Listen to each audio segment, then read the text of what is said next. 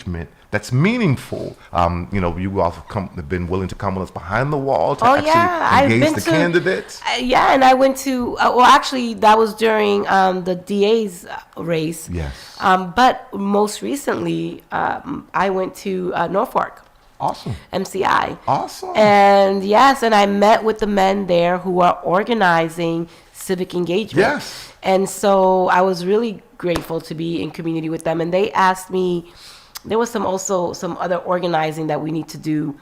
We're going to go back and identify some other areas in terms of like some of the things that they'd like to see us do. Because you may not be out in these streets, you're still very much impacted by the things that are happening here. So that level of civic engagement is really important.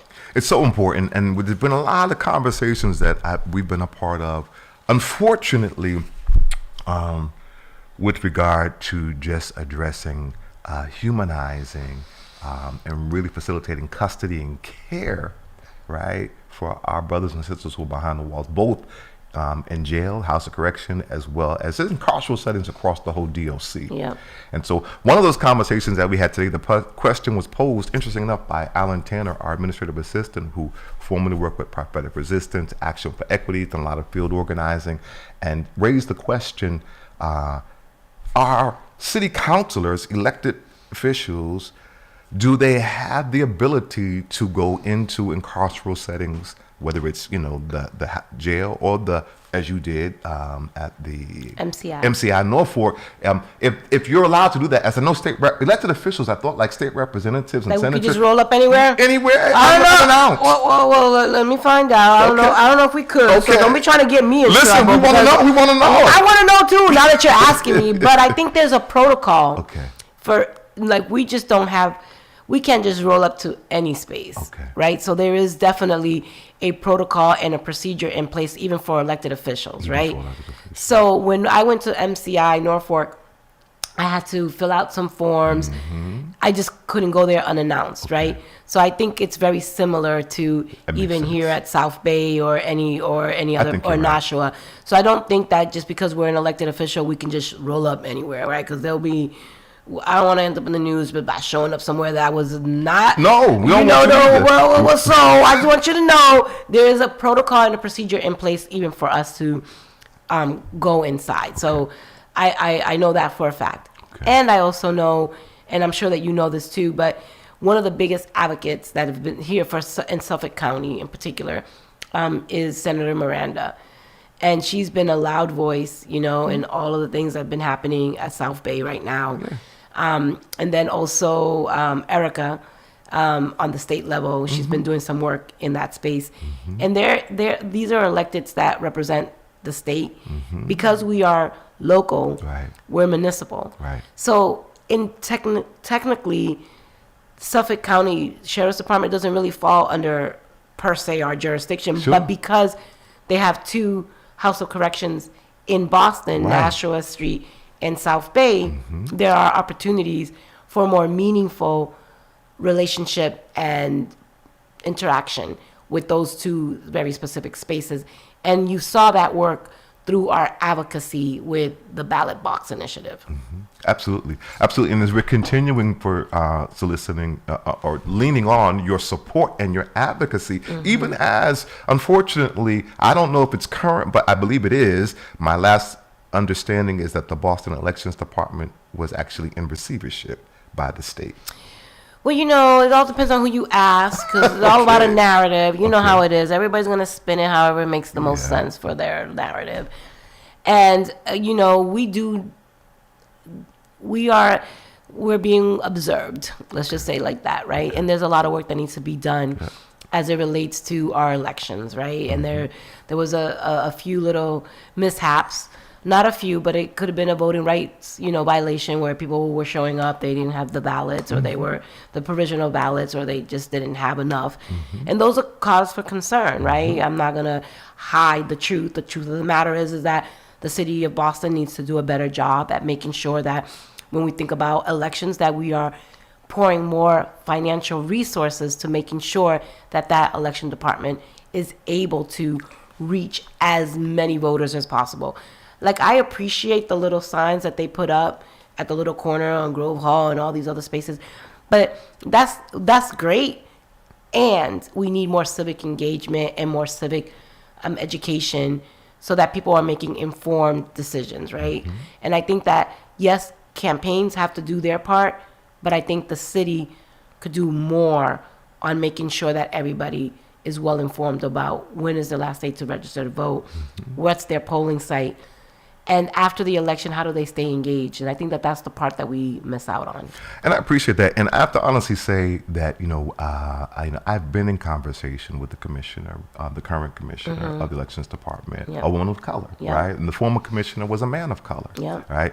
And the truth of the matter is, ultimately, the responsibility really falls upon the state, the Secretary of State.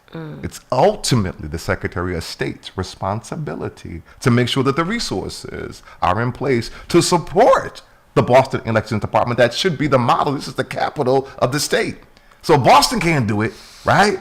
Then we should expect that should lead and the model of what other places can do that's not the capital of the state. Right. So right. I know that, and I've had conversations. So while the Secretary of State has put the city in receivership, the truth of the matter is we also have to push upon the Secretary of State to provide and make sure that he's communicating and affording all the supports and resources that Boston needs, as well as the other elections department across the Commonwealth. Yeah. And it's and it's not an or, it's both, right? Okay. Because the city also has a role to play, and that's how they allocate those budgetary resources, right?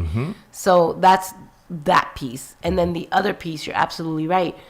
The Secretary of State has an accountability factor here as well in terms of oversight and, monitoring and like, how did we end up here to begin with, right? What were the points of intervention that could have been had they been thinking the long game here. And we're talking about people even we're not even talking about those who are incarcerated. If people are experiencing challenges to participate, right? Imagine the people who are behind the wall. Imagine the more barriers that we have. Exactly. And I think, that is an area of opportunity, right? And both, this is the other thing that I've been thinking about that I just want to share here to whoever's tuning in, is that I really do appreciate every time I go to MCI or where we're engaging with folks who are behind the wall because they're advocating. Yes. What I believe is just as equally as important is that the family members of those who are behind the wall should also be advocating and engaging. It shouldn't always just be falling upon the folks who are living that reality. There needs to be a shared responsibility here and making sure that we're organizing inside and outside, because that's how, Pastor Hobbs, that's not the only way we're going to move things here in the city of Boston. Absolutely. Is doing inside and outside organizing, right? You can't expect elected officials to do it all. We need people to help us do that work. Of course. And we need family members to get engaged in this criminal justice, civic engagement, voters' rights, advocacy work that you've been doing, and not just to fall on our incarcerated loved ones and on you and a few folks who are running coalitions. But what about your neighbors? What about your auntie? What about your uncle? Like it has to be everybody got to get on board if we want to make things happen. Because if not, it's just going to be doing this, and then we end up right where we started, nowhere. And so that level of accountability is what I'd like to start seeing more of. Well, all the issues that we're trying to address here in the city of Boston, whether it's the elections, whether it's housing, whether it's reparations, whether it's education, whether it's public safety, like we need to start really thinking about this work as a holistic approach. That none of us are going to be well if we're not recognizing that all of these things are interconnected, and so we got to stop all this. It just doesn't work. No, I totally agree with that, and a few things I want to say in regards to that or response to that. One, yes. Two, with that said, I feel like the civic engagement. You're talking about support. So reentry is one thing, right? Yeah. And let me say this again, takes this opportunity to be able to thank you and the city for your efforts to helping us with the hearings to get resources for the Office of Returning Citizens. Because we remember when there was zero budget. We remember when there wasn't an Office of Returning Citizens, Yep. right? So we now have one. It has a budget, and it's actually been codified as a permanent department of the city. Yep. And so because I was an organizer before I was a politician, Yes. and because I was a loudmouth, and I still am a loudmouth, there is this thing that people pick and choose who they want to organize with and who they call upon when it's time to, hoot and holler about an issue. Mm-hmm. And when we're thinking about power, people who are in positions of power only want to hear from a selected group of folks, right? And so having a whole office dedicated to Office of Returning Citizens, now there is a pathway, right? And there is a direct opportunity for real organizing within that community. And I think that is part of the advocacy. But what I've seen here, and I just want to be honest because I don't know how to be any other way, is that even when we have a hearing, yes, like sometimes people pick and choose who are the folks who are going to get heard. And that does not create space to hear other diverse perspectives. And so we can say that we're a progressive city, and we could say that we want all of this change, but if we're only working with people who we believe that we can work with, then we're not really doing the real work. Facts. And so to that, our returning citizens is not just to have a seat at the table to check off that box, but you have to have all different levels of folks with all different lived experiences and who are showing up in their full selves. Because what happens is that people judge you and determine whether or not you are suitable to be at that space based on your personality or your perception. Maybe I'm internalizing all this because I show up and I say it like it is. I'm ready, like everybody always thinks I'm ready to fight somebody. So I don't get invited everywhere, right? And so I think that stereotype about people who have, who are a little rough around the edges, right? We don't make space for everybody. Sure. And that also has to be part of the conversation for our returning citizens, is that people need to work beyond their perception of what leadership looks like and create space for people who are living the realities in this particular instance to really shape it so that you don't minimize them. And I want to I'm tapping into that because the city of Boston, we're very tribal. Yeah. And we're also very all about who we feel comfortable with. And we have to move away from that. I agree. Because we're not going to really dig into the work if we're just picking and choosing the people who we want to work with. I totally agree. With that said, I want to propose a challenge to you that I propose to every other elected official that's come on post being reelected. And that is that, to your point, the Office of Returning Citizens, the model of the Office of Returning Citizens was created in D.C., as you're cognizant of. And the model, as a franchise, say at McDonald's, you have a franchise. You do the same thing, right? Like, you don't change the formula because it's no longer the franchise, right? The franchise ultimately had to be run by a returning citizen, lived experience. That's right. As the executive director. That's right. And that has never happened yet in the Office of Returning Citizens. So while I'm appreciative that it exists, while I'm appreciative that we have a budget, while I'm appreciative that it's been codified, right? I challenged, and every person, Brian Worrell, Ruth Lejeune, and every councilor, I'll tell you, it was Ruth Lejeune, it was Brian Worrell, it was Ed Flynn, and it was Enrique Pepin, I think, all said yes to the challenge. And that is that to push, because even as they made it codified, realized Brian said, really, we should have even put that language in there, that this would be run by a returning citizen. Right. We have one returning citizen And that's our brother Robert Turner, who's been there through every iteration, passed over. And he should have just been the one that got the job. So it's funny that you're talking about that, because this is the first time I hear the challenge, but I had already started talking about it, about how important it is for us to not define what a leader looks like or should be, and really create space for all different types of lived experiences. And I'm there with you. I think that is definitely something that is worth championing. And I think if it's within the values of what we're trying to do, who better than to somebody who has already lived it? It's it. You don't have You don't have to be a super polished person. Like, people have this perception of what leadership is, which is one of the reasons why I never bow down to the status quo, because we have to appreciate people as they are, and all the trauma and drama that they bring into a space, because there is value in that, right? Yes. And I think that we otherize people and we minimize people based on what we believe perceived leadership should look like. And I reject that notion, which is why I roll the way that I do. Appreciate that. So challenge accepted, did I hear Absolutely, you say? yeah. Awesome. Because it's imperative. But I've heard executive directors who actually are appointed, right? Because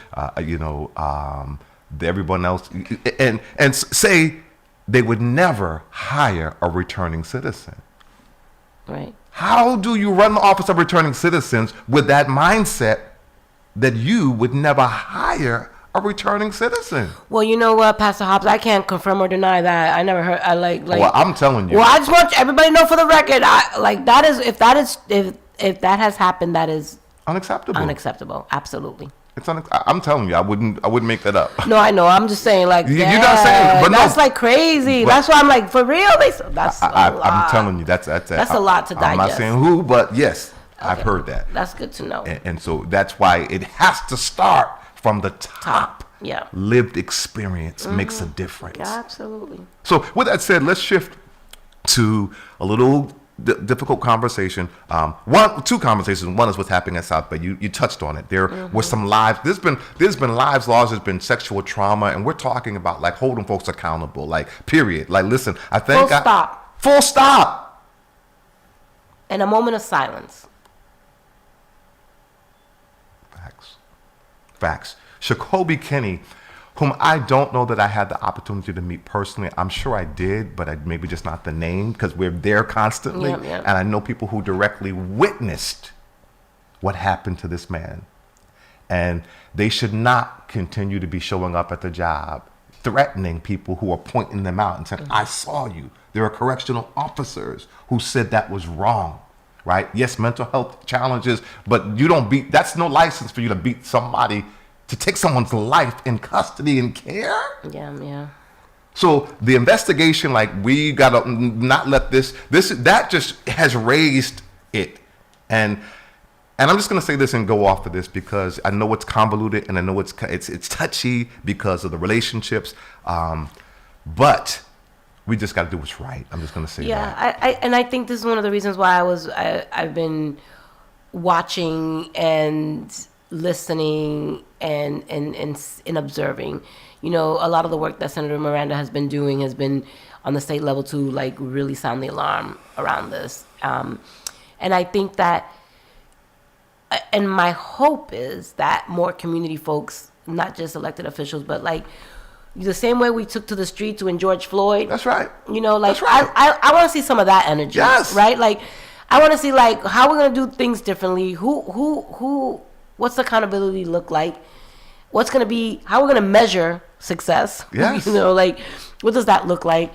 And I think that when you think about what's happening in this world, in this country, and when you think about all of the injustices that are happening in the criminal justice place in particular, you know, we can't allow this to feel like we're giving people a pass to murder our loved ones. Like, we can't. No. And this is the moment for us to really push back in a big way.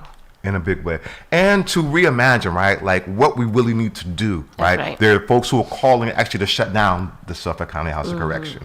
What are we going to do in place of it? right? Like, so we need to start really having this conversation. I mean, we've been having some of these conversations, but we need to move beyond conversation to some real practical demands and alternatives to what it is that we're doing. That's right. And I think that people need a win at this moment. People really need to feel like they are making a difference, because everywhere we turn, things are happening to us every single day. And so there's an opportunity for that. And I think that what we need to start really doing is challenging these systems of oppression. Even, I mean, we're talking about the death of one of our incarcerated loved ones. I also think it's really important to look at all the other injustices that happen behind the wall. Absolutely. Right?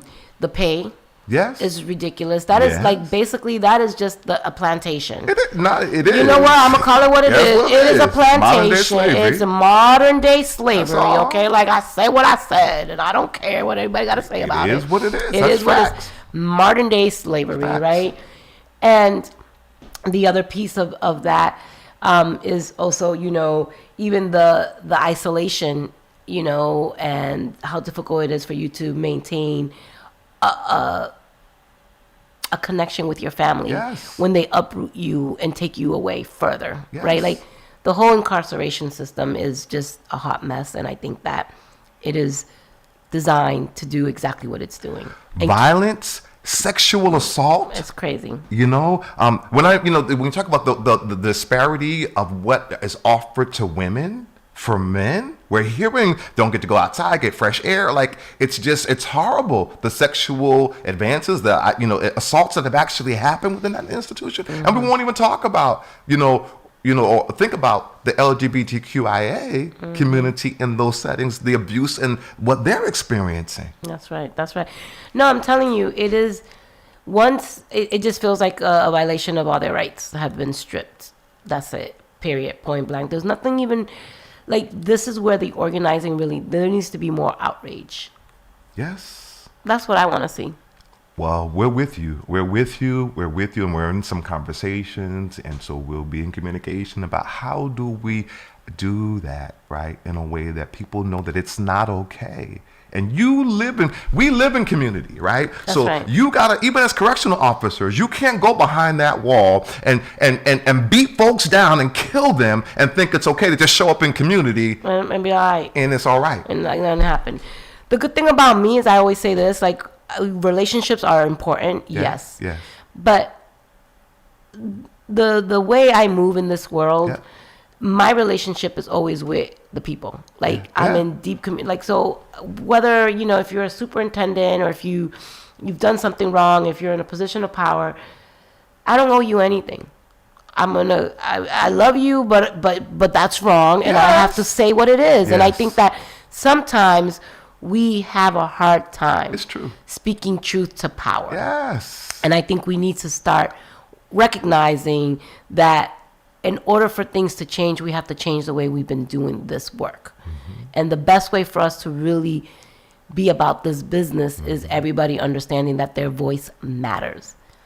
And they don't have to be the one that was violated, right?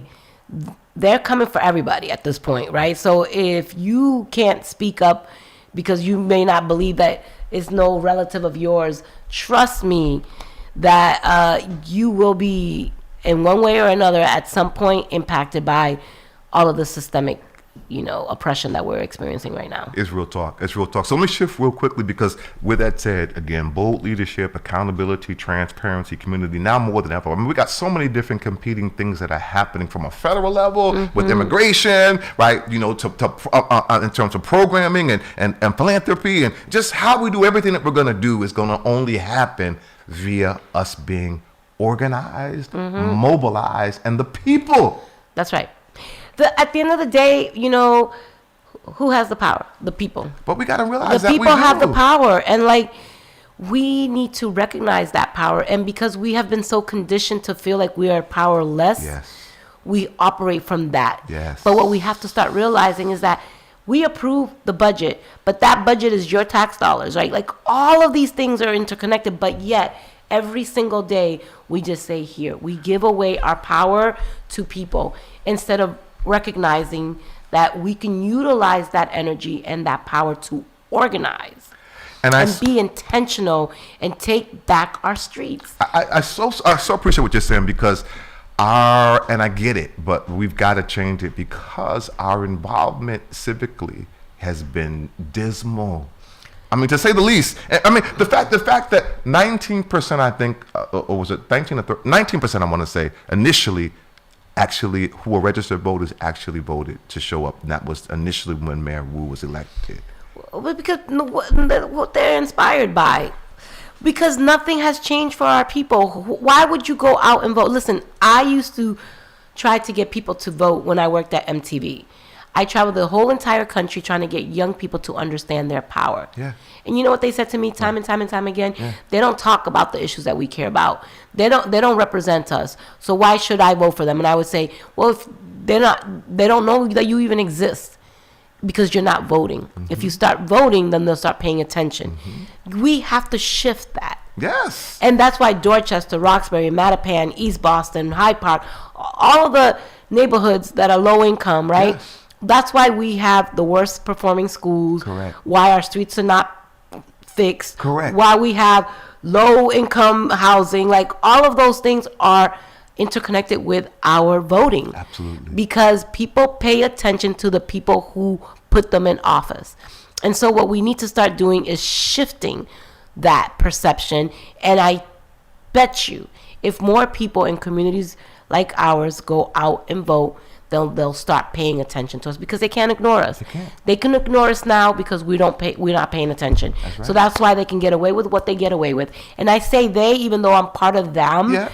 But I very much understand my assignment, because I feel like I'm one of those that got in. Like, I literally got in. I'm not, this is not the world that I operated in, but I feel like I've infiltrated. Like, there's a glitch now in the matrix because of me, you know? And because of that, I have a responsibility to open up the veil and let everybody see what's happening. Yeah. And more importantly, to get people activated so that they can understand that your vote is your voice.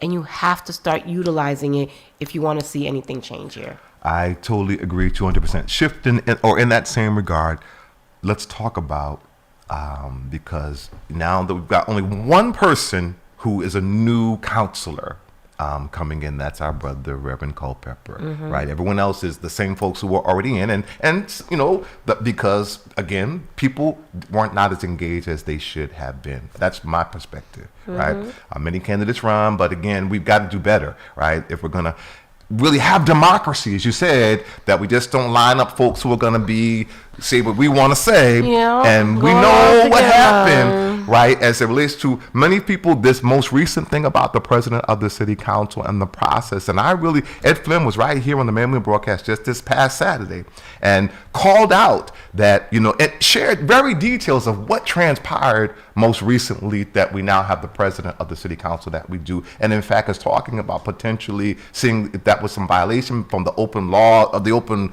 what do you call it? Meeting? Open meeting law. Talk about it. What can you share? What insight can you give? Don't be trying to get. I don't want to get you in trouble. I don't want to get you in trouble. Okay, so look. So first of all, I don't know if you followed. So I don't know if you realized that some of the work that my office did was to create awareness about what the position is. Yes. And how it goes about, and the behind the scenes that goes about getting into that position. Yes. And normally, how things used to be, right, is that there would be a number of candidates who would announce that they are, running for this particular position, and then they would share their platform with all their colleagues, and they'll talk about what do you envision for the council, what committees do you want, the work that you want to do. But they would sell you a vision of their leadership, of what the council, what were the goals and objectives for that term. Okay. And I experienced that twice. When Kim Janey was the president and when Ed Flynn was the president, there were 3 candidates in each run. The last 2 were literally, it felt like appointments, because the elections weren't even sealed, signed, or delivered. And less than 48 hours after we were told that I have 7 votes and I'm going to be the president, The first time I let it slide because Okay. I was like, you know what? That's a sister. I'm not like, I'm going to let it go. No one talked to me and I'm okay. Whatever. I'm going to let it go. Because you know what? That's what we do for each other. Okay.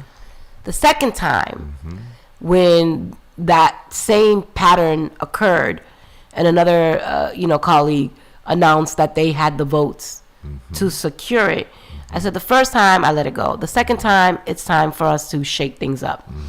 So I threw my name in the hat. I ran a campaign saying that I was running for city council so I could bring people along. Yes. That was the goal, to bring people in, Yep. to let them see what was going on behind the scenes, and to engage them in a process, and to help people understand why that role is so important, the function of that particular position, and the power that they have, basically. So that was civic engagement 101 around that. That advocacy. It was the first time that anyone, it usually is just nobody even pays attention. Yeah. But all eyes were on it because we brought attention to the lack of transparency that was happening behind the scenes. And, my candidate, which was Rorel, ended up flipping some folks, and he was ready to be the president of the council. And, things happened out of our control, and he lost. And it was really unfortunate because we hadn't had a black man lead the council in decades, right? And not just because of race, but because also the work that Councilor Rorel has done around racial equity. He ran, the Ways and Means, and his intentionality. And so, and because everything that's happening on the national platform, we need people who have lived experience with some of the tension that exists from a cultural competency perspective. And so, I was disheartened that we were unable to do that work. And, I'm also just as equally as disheartened because now, and I said this publicly, it's like the top 3 committees, right, that dictate a lot of the things that impact our quality of life are now chaired by people who are not of color. And so... What are those committees, if you can say? And so, this is my daughter. Oh, yeah. That's Hold important. on. Yes. Annalise, I'm on a show. Can you text me?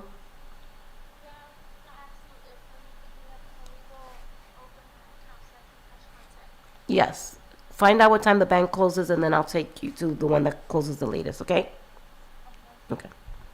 Mommy, do these first. Yeah, she got a job, and so Oh, I congrats. gotta make sure that I don't put this on silent because Yeah. I gotta make sure I'm accessible to my kid. Absolutely. So so the Ways and Means Yes. that's the money, Yeah. honey. That's the money, honey. Come So that is like the money that we spend on programming around mental health, housing, all the things that we are always harrowing about. It's not The one biggest place that the city council actually has the power is the budget. is the budget. The second place that we have the biggest power is in our government ops. Government ops is everything that deals with the city laws and ordinances that we pass.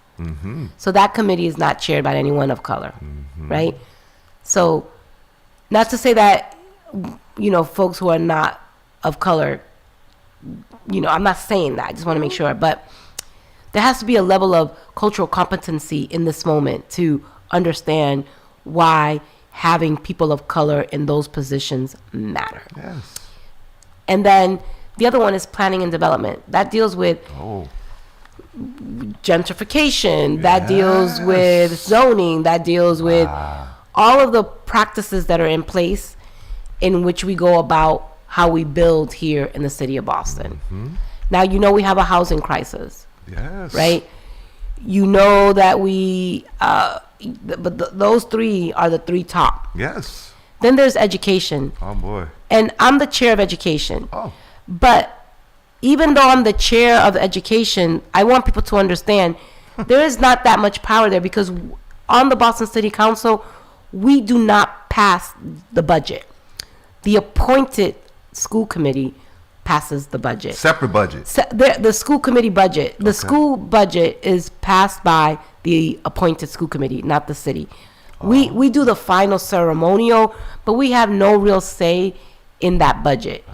So while people want to create the illusion that I have a powerful position, that position really is powerful on the advocacy piece and some of the policy pieces, but not the money, honey.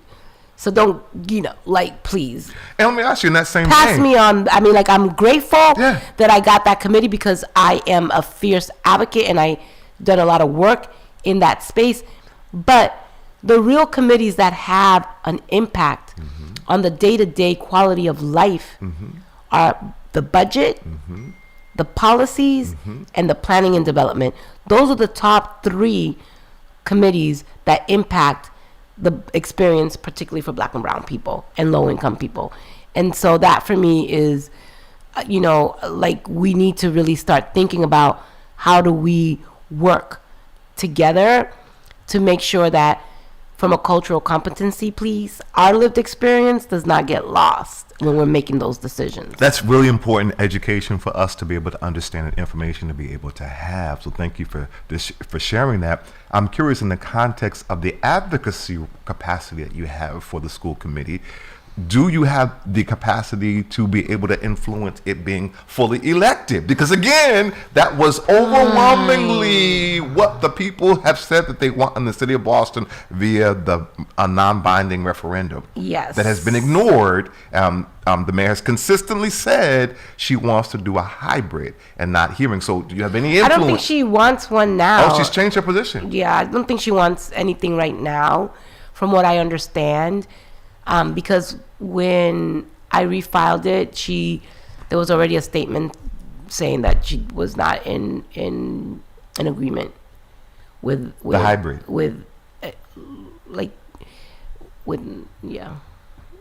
So she's okay with a fully elected school committee? With a fully appointed. Appointed? Yeah. Fully appointed? Not elected? Not elected. Because she doesn't want to disrupt all the work that needs to happen. So do you have any capacity to be able to change it? And is your position that it should be fully elected or appointed? Yeah, I believe so. Ricardo Arroyo and myself, we passed the first home rule petition on establishing a fully elected. But when we send a home rule petition, it has to get signed by the mayor, and she vetoed it. So veto means no. And then this past year, or towards the end of my last term, I refiled it. But because, with all the stuff that was happening in this year cycle, we didn't pursue it. But the conversation still needs to be had. That is a great place for us to give people more of a voice. And if you are elected to represent the body, then you might feel a little bit more accountable to what you hear from parents and students and educators. And so, there's an opportunity for us to really move that work forward. There's an appetite for us. And, we're operating under a very strong mayoral system, right? Like the laws are written to favor the administration and not so much the city council. But that's why we need city councilors to be more independent in their posture, to be more independent when it comes time to fight for an elected school committee, when it comes time to reject certain budgets that harm Black and brown people, like the gang database, right? We need colleagues on the council that say they're progressive to also show up progressively to move the work that we've been fighting for, like the elected school committee, like reform around criminal justice issues, like more aggressive housing policies. So yeah, there's a lot of work that we need to do. A lot of work. So let me ask you where it stands right now. We are now, it's the 16th, so 10 days post being sworn in, and then the president on the 5th. So with that whole thing, what can we do now? Because again, the people need to understand, and I hope that this hasn't been missed, that the way that things went down right now, as it relates to the app, to the, I don't know what the word I even want to use, but how we got the current president of the city council that we have right now, and not just the president of the city council, but the deals that were made and the things that were promised to folks, and committee chairs and the various different things that even changed some people's posture that would have voted necessarily for Brian. As first of all, let me say, Ed Flynn has said, and I've heard other folks say, and I'm hearing you say, Brian Worrell is competent. Right? Like, let's never mind that he's the most qualified to be the president of the city council to move our city forward. And he's demonstrated that. Now, the fact that he happens to be a black man is an additional factor, given the climate, that further emboldens him support that he should be in that position to address some of the racial stuff that we've been talking about, reparations, and just the racist policies and the classist things that we've experienced here in the city of Boston. So now that this happened, how can we push back? What can we do to continue to not let this just kind of move? Because this is going to set the tone for the whole, time the next 2 years. For the next 2 years. Yeah. So, I mean, for those folks who haven't seen it, y'all should go to the YouTube for City Council. That meeting, January the 5th. 2026. So you can watch it and you can see the deliberation that we went through. And I talked about how important it was for us to consider the vote that we were about to take, and how we were going to set the tone, and what message were we sending to our constituents based on how we voted, and that we needed real transparency and independence. And this was our moment to demonstrate that as a body, we had the political will and courage to do what it was right for this moment. And it manifested differently, and I think that I can't speak for other people's reasons. I could only speak for my own. I know that for me, I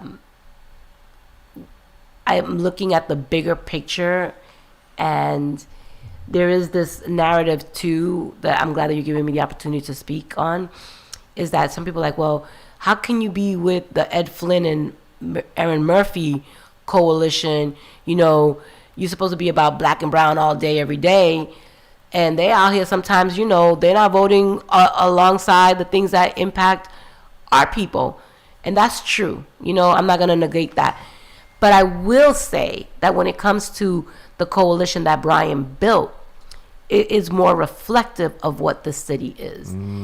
It was far more diverse in political ideology, and it was far more diverse in bringing people from, I'm the left, right? I am the furthest from the left when it comes to the politics. Out of the 13 members, I am the most radical. So you had the most radical person on the council, and you had the most conservative. That's a coalition. So that is a coalition that is reflective of what this city is dealing with right now. And if we want to get anything done that impacts the people that I'm here to fight for and protect, right? I need these people who are on the opposite side of my political ideology to understand who I am and why I am, how I am. And if you can have some space to bring people in, you can influence the hearts and minds of some folks. And I think that is what Brian was trying to do, is bring people together across their political ideology. And that is the real work that we need to do on the local level, which reflects what's happening on the national level. You have Republicans versus Democrats. That's what's happening here. You have people who believe that immigrants should go back to where they came from, and you have people who are dying to fight to keep us here. That tension is real.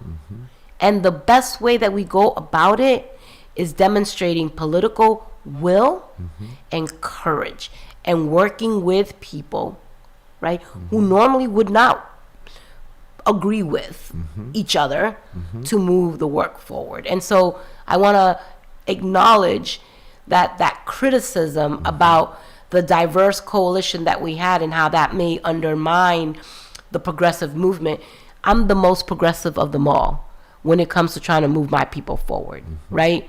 Like I already told you, I'm the furthest from the left on the progressive side of things. And I am also understanding what this moment is calling for. And it is calling for us to recognize that at the end of the day, we can't just fall in line.